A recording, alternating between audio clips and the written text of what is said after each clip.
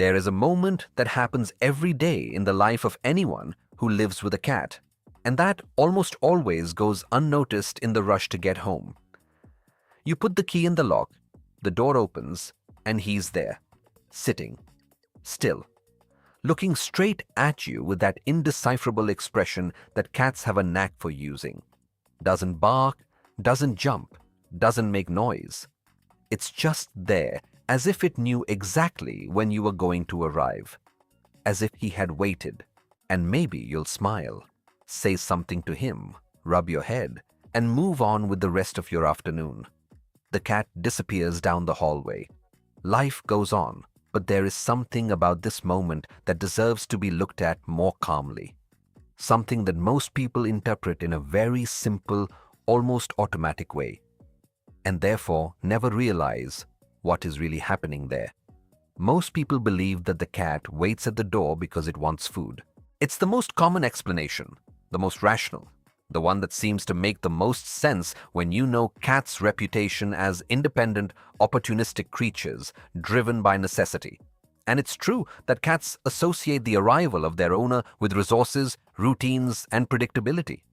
But reducing this behavior to hunger is like reducing a hug to body warming. Technically, it might even be true. But you lose everything that matters, because what your cat is doing when it waits for you at the door isn't just waiting for food.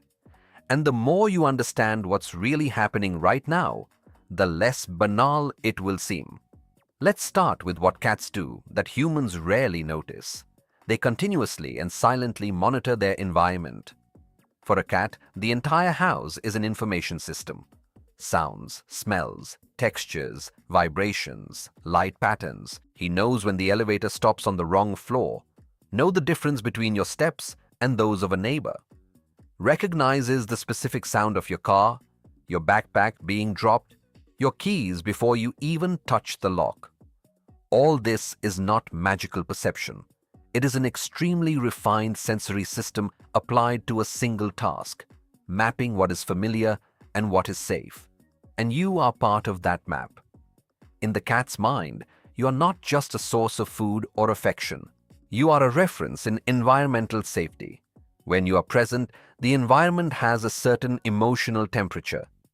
When you go outside, that temperature changes, not necessarily in a dramatic way, not with visible anxiety in most cats, but in a subtle and real way. The house looks slightly different. The cat's internal balance changes. And when he detects the signs of your return, the smell, the sound, the vibration, something in his system begins to reorganize itself before you even open the door. This is not just learned behavior. It's emotional regulation in real time. Cats are animals with a highly sensitive nervous system, and they regulate their internal state largely based on stable external references. Owners who live with their cats in a consistent, predictable, and warm way become one of these references, not in the dependent and anxious way that we see in dogs, but in a more discreet, more feline, more difficult to name way. The cat doesn't need you all the time, but your existence in his environment carries weight. It has presence, it has meaning, and the door is the place where this meaning manifests itself in the most concrete way. Think about what a cat door is. It's a border. It is the exact point where the controlled, familiar, and safe space of the home meets the unknown, unpredictable, and potentially threatening space outside. For an animal whose nervous system is always evaluating risks and resources, a door is a place of high cognitive load. That's where things end up. That's where things come out. This is where the balance can shift. When your cat chooses to wait in this exact spot, he's not just waiting. He's poised on the threshold between safe and unknown, hoping that what comes in from the outside is you. And when you show up, something is complete. His security system confirms the reference came back. Balance is restored. It's easy to take this the wrong way. It's easy to see a quiet cat at the door and think that he's not showing emotion, because his expression isn't effusive, it's not obvious, it's not what we're used to recognizing as affection. But cats don't communicate through effusiveness. They communicate through presence, through choice, through positioning. And the positioning says it all. The cat could be anywhere in the house when you arrive.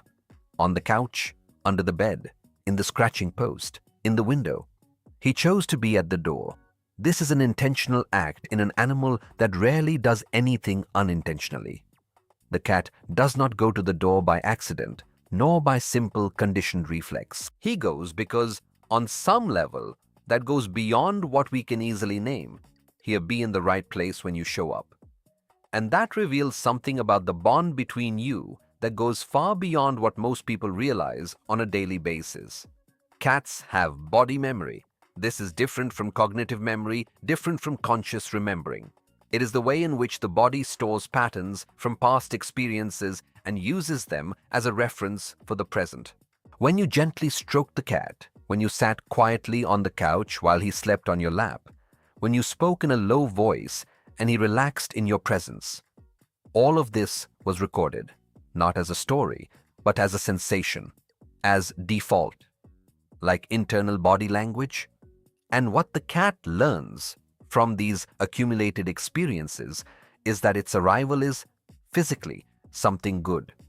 Not just because you bring food, but because your presence has a specific emotional texture that his body recognizes as safe, like family. How comforting.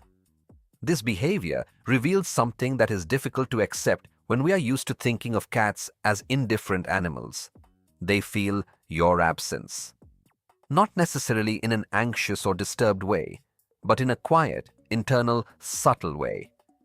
The absence of the owner is information that the cat's nervous system registers and processes. And when the tutor returns, that is also information.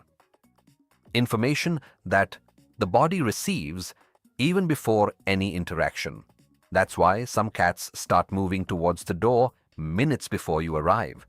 Even if you don't have any absolutely fixed routine, they are not reading clocks. They are reading the environment with an accuracy that goes beyond our perception. Sounds that arrive before you, changes in vibration in the building, smells that anticipate you. And when these signals arrive, the cat begins to prepare internally. Start anticipating. Start positioning yourself. What seems simple is actually one of the most complex and relational behaviors a cat can exhibit. Now, think about what happens when you open the door and see him there. You probably smile. Maybe say his name. Maybe lower your body a little. Offer your hand. Wait for him to come closer. And he may or may not get closer, depending on the mood, the moment, the energy you brought with you. But the simple fact that he is there, looking at you, is a form of communication. It's him saying, in the only language he has, "I noticed you're back. I chose to be here when you arrived." To the cat, this means that you matter enough for him to reorganize his space and time around your arrival. And this is perhaps one of the deepest forms of attachment that a cat is capable of expressing. The bond is deeper than it seems when you look at the surface of the behavior. Waiting at the door is not performance. It's not manipulation. It is the cat being exactly what it is. An animal that creates bonds in a discreet, deep, and consistent way, and that uses space and positioning to communicate what it cannot express otherwise. There is something worth mentioning about tutors who tend to ignore this moment. Not out of cruelty, but out of haste, out of distraction, out of not understanding what is happening. They pass by the cat without stopping, without looking, without the slightest recognition. And the cat stays. Observe. And eventually he learns not to go to the door anymore. Not because you lost attachment, but because you learned that this moment is not shared, that he goes alone. This is not revenge. This is adaptation. Cats are extraordinarily capable of adjusting to what their environment offers. If the guardian's arrival is not a moment of mutual recognition, the cat reorganizes its internal pattern. He still feels your arrival, but he stops going to meet her. And when a cat that once waited at the door stops coming, it's rarely read as the sign it really is. Most people don't realize He thinks the cat has become more independent, more indifferent, but that's not what's happening. It is the cat that has learned that that threshold is not safe for it to express what it feels. So when your cat goes to the door when you arrive, receive that moment with the attention it deserves. It doesn't have to be long. It doesn't have to be dramatic. Just lower your gaze for a moment. Say his name. Offer your hand for him to smell. Let him decide if he wants to be touched or if he prefers to just be close. Respect his rhythm, but recognize that he went there, that he chose that moment. Because for the cat, this moment is not small.